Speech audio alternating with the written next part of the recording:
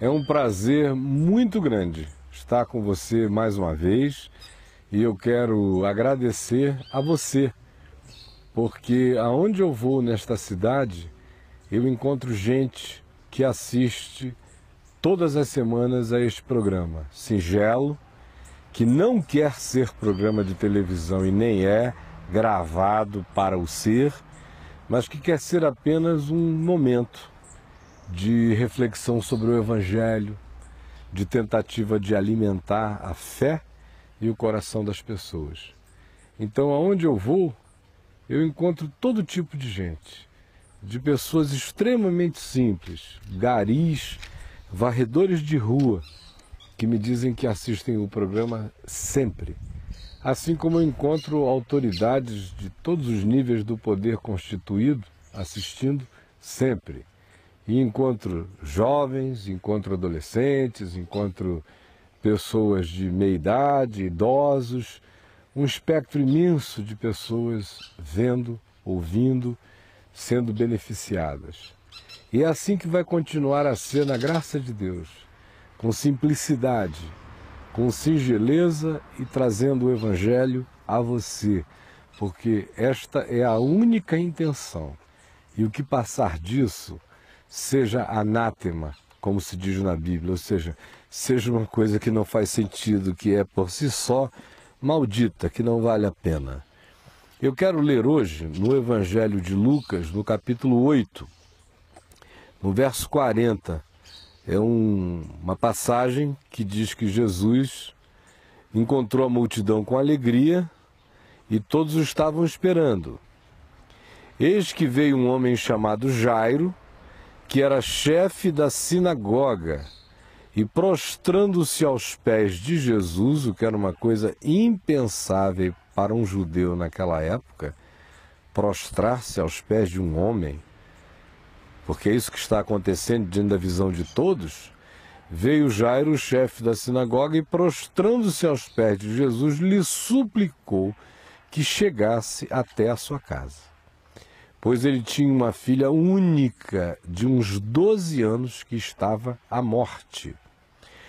Aí Jesus está indo com ele, uma multidão se aglomerando e cercando, todo mundo apalpando, pegando em Jesus, quando de repente, no meio daquele alvoroço, surge uma mulher anônima, imperceptível, que de fato sofria de um fluxo hemorrágico, de um sangramento, há mais de 12 anos, e que já tinha despendido tudo quanto possuía com os médicos sem jamais ter conseguido ser curado. E essa mulher disse: se eu ao menos conseguir tocar na orlazinha das vestes de Jesus, eu serei curada. E ela veio por trás, esgueirando-se, meteu-se no meio da multidão e tocou. Quando ela puxou, na mesma hora ela sentiu o fluxo hemorrágico dela estancar. Ela que vivia empapada, com lençóis entre as pernas, com toalhas molhadas de sangue, há 12 anos, com todas as implicações desgraçadas de um fluxo sanguíneo desse. Interrompe a conjugalidade, as relações sexuais, o conforto da mulher ir e vir, se torna totalmente anêmica, desprovida de energia, fragilizada. As consequências são aterradoras. Ela tocou, na mesma hora o fluxo parou. E ela ficou tremendo toda. Jesus, sendo apalpado pela multidão que o apertava e o comprimia, parou, olhou em volta e disse: quem me tocou? Quem me tocou? Aí Pedro achou aquela pergunta ridícula. Ele disse: Senhor, as multidões te apertam, te oprimem, todo mundo te apalpa. E tu perguntas: quem me tocou? E Jesus disse: porque eu senti que de mim saiu o poder. Porque tinha muita gente pegando nele, mas tocando nele só tinha uma pessoa. Pegar em benefícios espirituais Muita gente pega tocar e apropriar-se só quem o faz com fé. Aí a mulher, não podendo mais ocultar-se, diz o Evangelho que ela se apresentou diante de todas e prostrou-se aos pés de Jesus, tremendo por inteiro, e disse: fui eu. Aí Jesus pegou a mulher e a levantou e disse: filha, a tua fé te salvou. Vá em paz. E a mulher prosseguiu. Enquanto a mulher ia embora e essas coisas todas se dispersavam em relação a ela, a viagem de Jesus prosseguia, no entanto, para a casa de Jairo, porque ele tinha uma filha única de uns 12 a 13 anos que estava à morte. Falava Jesus ainda com a mulher quando veio uma pessoa da casa do chefe da sinagoga, que era Jairo, dizendo para Jairo: tua filha já está morta, não incomodes mais o mestre. É aquele pessoal que diz: olha, morreu, nem Deus mais, acabou a história, passou do limite da intervenção. Mas Jesus, ouvindo isto, lhe disse: não temas, Jairo, crê somente e a tua filha será salva. Tendo chegado à casa, a ninguém, no entanto, permitiu que entrasse com ele, senão Pedro, João e Tiago, e bem assim o pai e a mãe da menina. E todos choravam à volta da casa e pranteavam, e o texto de Marcos 5 nos diz que inclusive havia carpideiras de plantão chorando, todos choravam. Mas Jesus disse aos que estavam ali: não choreis, a menina não está morta, mas dorme. Aí então todos riam-se dele porque sabiam que a menina estava morta. Veja só a diferença de perspectiva. Eles sabiam que a menina estava morta. Jesus disse: não chorem, ela só está dormindo. Aí eles riem de Jesus. O homem frequentemente ri de Deus, sem lembrar que os impossíveis dos homens são possíveis para Deus. Entretanto, Jesus, tomando a menina pela mão, disse-lhe em voz alta: menina, levanta-te. E tomando ela pela mão, a ergueu, e voltou-lhe o espírito. E ela imediatamente se levantou, e Jesus mandou que lhe dessem de comer. Seus pais ficaram maravilhados, mas ele lhes advertiu que a ninguém contassem o que havia acontecido. Deixa eu sentar de novo, né? Interessante. Eu poderia falar em qualquer das coisas que foram lidas e milhares de coisas acerca de cada uma delas, porque a riqueza de ensino espiritual é extraordinária. Mas hoje eu quero me ater apenas a um aspecto das milhares de implicações do que aqui está dito e revelado, com consequências práticas para a vida. O que é então aquilo no que eu quero me ater agora, eu quero falar com você? O interessante é que Jesus entra na casa de Jairo, a menina estava morta, o diagnóstico era correto. Jesus, no entanto, não deu a mínima para o fato da menina estar morta, porque ele é a ressurreição e a vida. E aí, para ele, não tem ninguém morto. Tem gente morta para mim, mas para Jesus só tem gente dormindo. Enquanto Deus não diz morreu, ninguém morreu nem morto. Mas quando Deus diz morreu, aí, meu amigo, ninguém fica vivo nem vivo. Mas enquanto Jesus não disser acabou, não tem nada acabado. Quando ele disser acabou, por mais que esteja em pé, já não é. Então ele entra na casa e diz: não chorem, ela não está morta, só está dormindo. Mas as pessoas resolvem ficar com os seus próprios diagnósticos e aí gargalham na cara de Deus. E só não perdem a chance do milagre por uma razão simples. É que Jesus estava decidido a fazer o que veio a fazer. E ele estava decidido por razões que somente a ele pertencem, mas também estava decidido por razões verificáveis. Porque Jairo, o pai da menina, e a mãe da garota creram. O homem era o chefe da sinagoga. Na cidade de Cafarnaum, onde ele morava, ele era seguramente a figura mais importante, respeitável, venerável da cidade, a ponto de que há pessoas no texto paralelo, tanto em Mateus quanto em Marcos, que intercedem por Jairo junto a Jesus, dizendo: vai lá porque ele é gente muito boa, ele é um cara legal.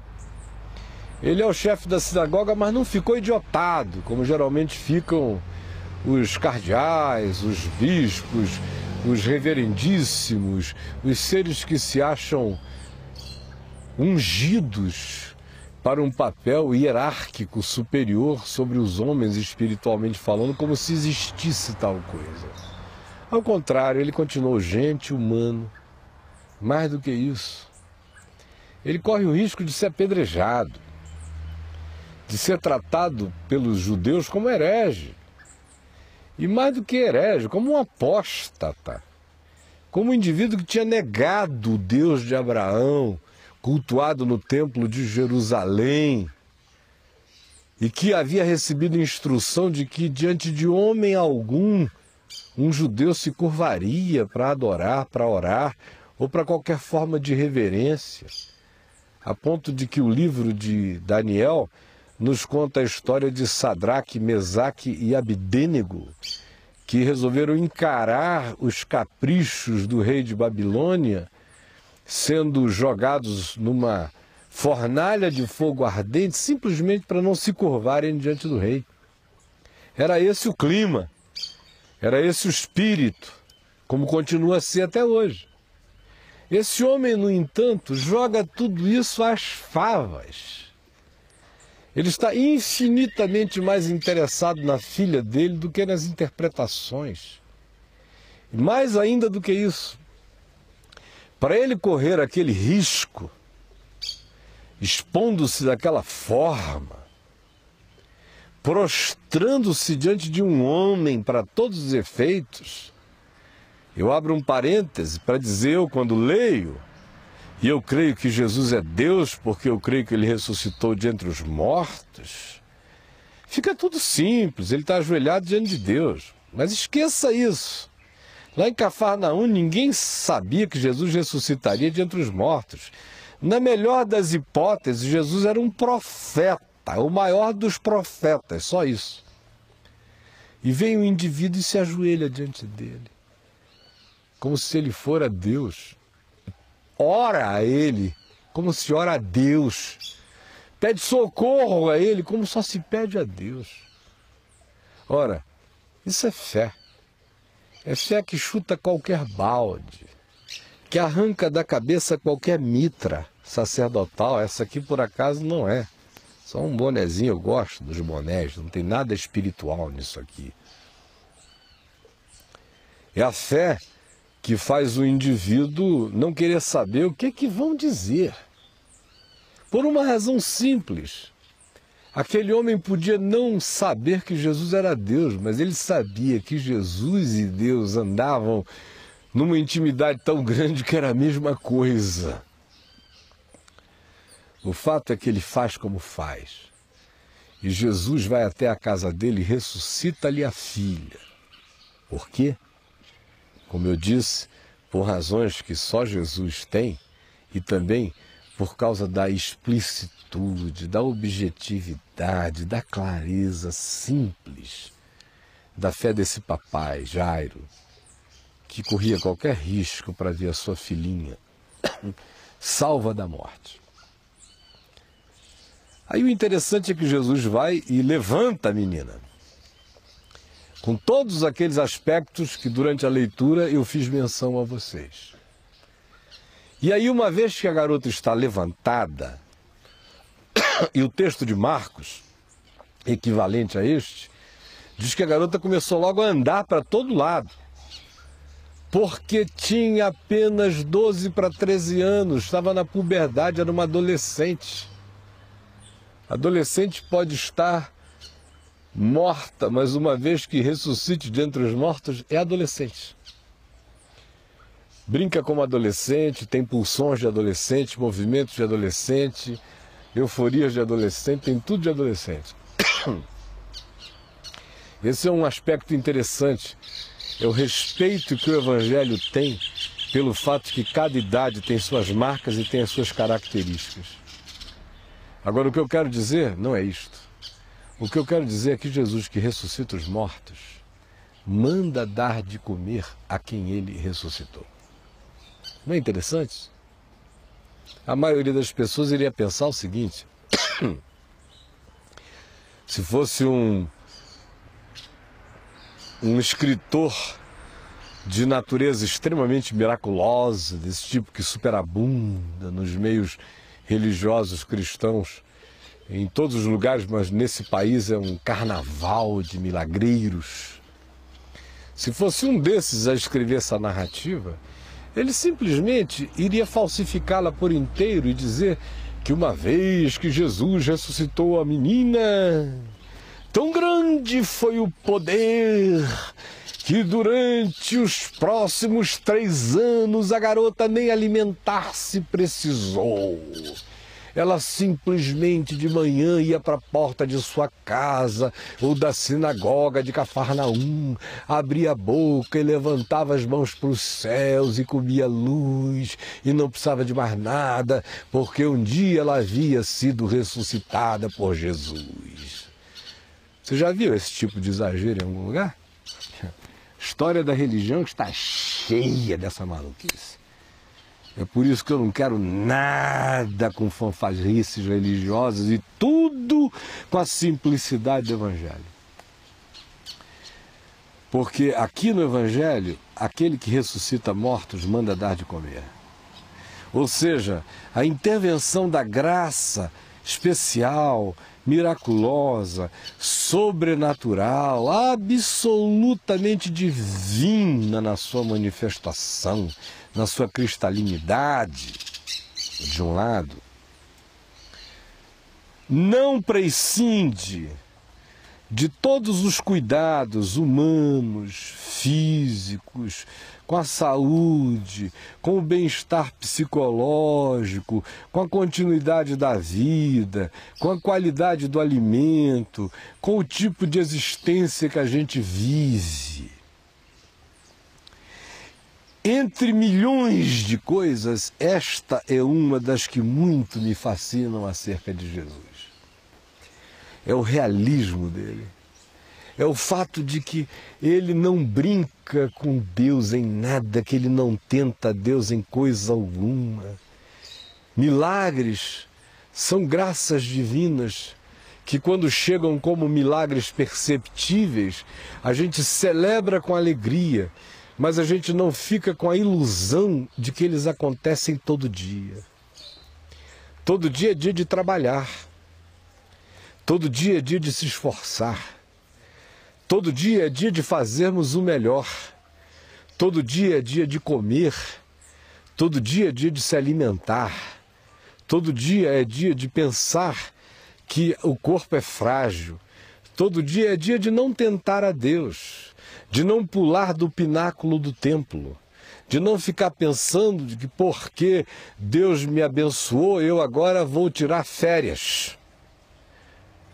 Todo dia é dia de equilibrar a superabundante graça que vem de modo especial de Deus com o cotidiano que é feito de graça, graça de saúde, de esforço, de trabalho, de comida, de inteligência, de diligência, de perseverança, de tudo quanto compete a nós fazer, por uma razão simples.